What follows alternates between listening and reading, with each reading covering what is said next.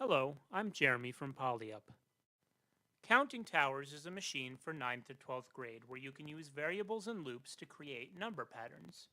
Each chip makes an infinite loop that outputs a stack of number blocks.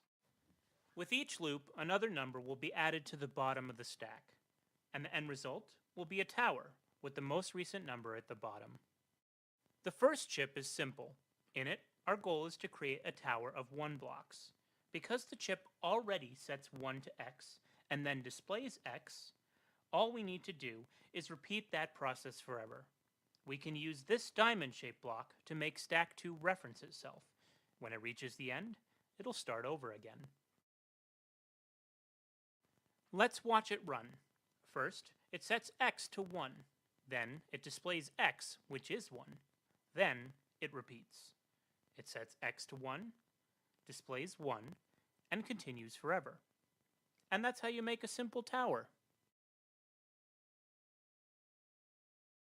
Try it yourself by scanning this barcode. And teachers, if you'd like to use it in your classroom, check out the Google presentation linked below.